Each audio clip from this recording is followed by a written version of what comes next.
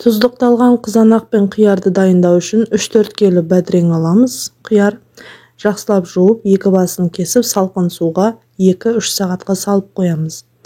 3 келадай бүтін қатты майдасын қызанақтарды бөлек алып аламыз.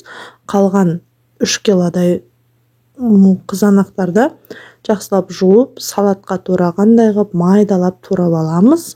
Және осы туралған қызанақтарды қазанға салып, сок дайындау үшін қуырып, қатты пісіп кетпеу керек. Езіліп, суын алу үшін жақсылап бір-бір қайнатып аламыз. Қайнатылған помидорларымызды, қызанақтарымызды ыдыстарға бөліп, суытып қоямыз. 2-3 сағаттан кейін бәдіреңімізді аламыз. Қиярларымызды суын төгіп, алдын ала қазанға қайнаған су дайындап, соның ішіне салып азаздан 3 минут қайнатып аламыз.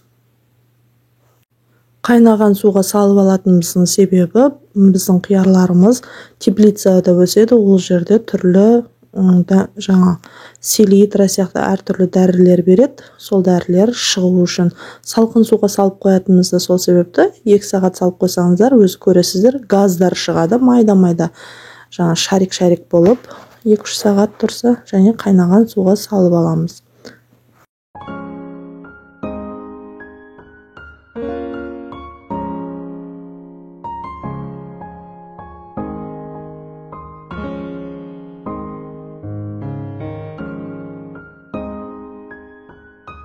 Мінеке, қиярларымыз дайын. Енді суымызды арқарақ алып, кішігіне ыдысқа қайнатып, банкаларымызды алдын ала 3-4 минуттан стерилдеп аламыз.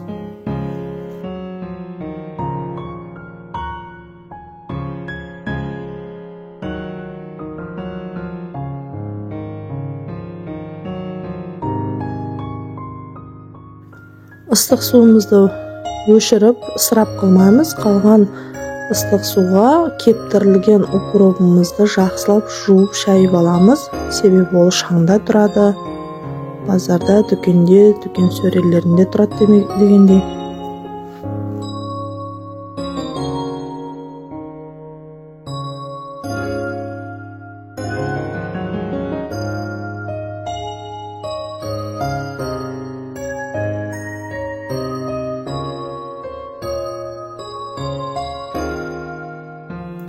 Мінекей, банкамыз дайын, барлық қоспалар да дайын.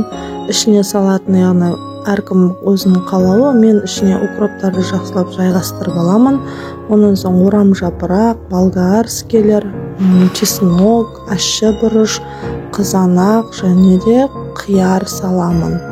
Әр ингредиентті салып болғаннан соң қолымызды банкаға салып, жақсы көп зат сыю үшін, әдемі орналасу үшін қолымызды ішіне салып, жақсылап орналастырып аламыз. Мен бұл жерде 3 литрліктер банкаларды алдым, және одан 7-8 банка шығады. Барлық ингредиентті теңдей бөлу үшін санап бөлгенді өзім дұрыс көремін. Сол себепті де ішіне әдемілеп санап саламын.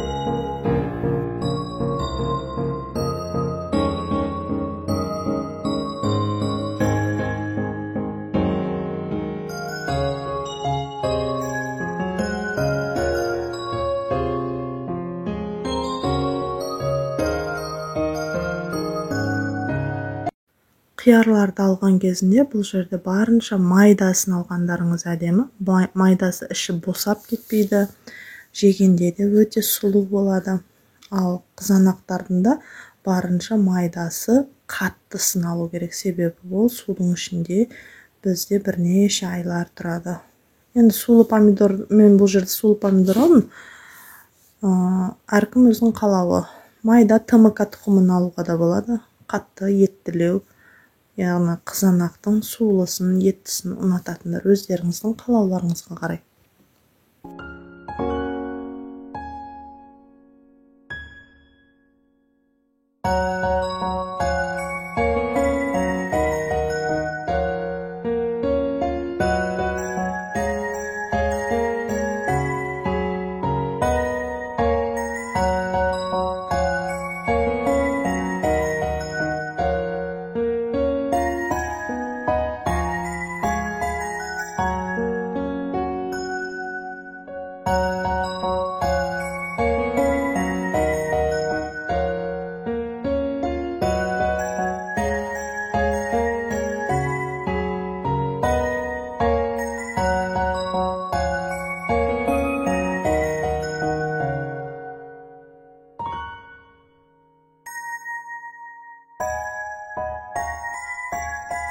Мінекей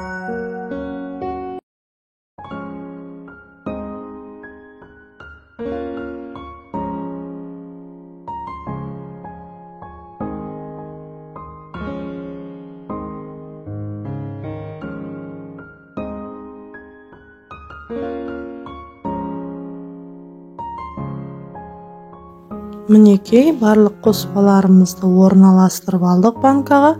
Енді лавр жапырағын және де дөңгелек қара түйіршік бұрышты да ішіне саламыз, бөлістіріп, үлестіріп. Әшшіні ұнататындар көбірек салуға болады. Банкамыз жартылай дайын. Барлығын ішіне салып болған соң алдын ала өте жақсы қайнаған суды барлық банкаға түгел құйып, бетін жауып, ләжі болса күн шуаққа 2-3 сағатқа қойып қоямыз. Осы 2-3 сағаттың ішінде әлі де банкаға назар аударсаңыздар, майда газ пузырлары төбеге жоғарыға қарай көтеріледі. Ол деген сөз артық біздің көкөністеріміздің құрамындағы артық заттар шығып жатыр деген сөз.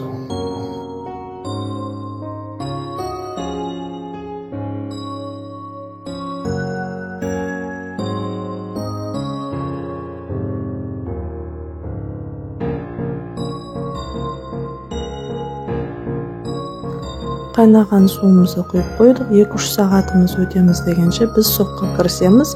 Жаңа алдын ала қайнатып алған қызанақтарымызды мынадай душылықпен езіп, бөліп аламыз. Қабығын дәнегінен ажыратып аламыз.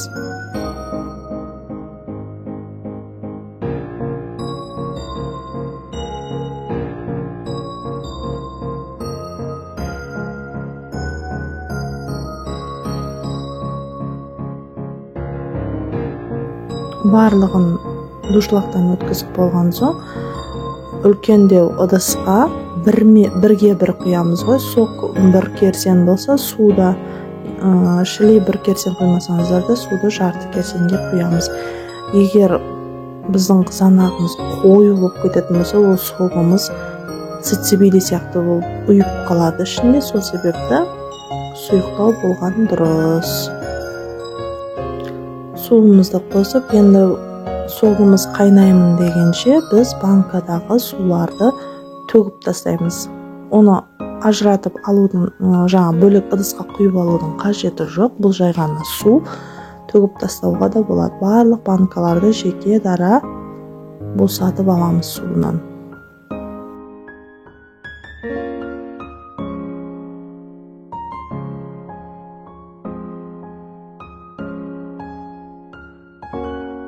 Мінекей сулардан ажыратып алдық. Ендігі кезек әр банкаға 1 ас қасық шекер және 3 ас қасық тұз саламыз.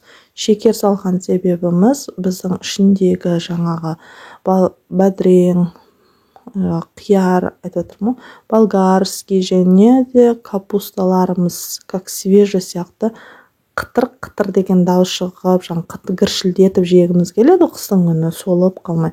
Сол себепті шекер бізге сол хрусты сақтап тұрады.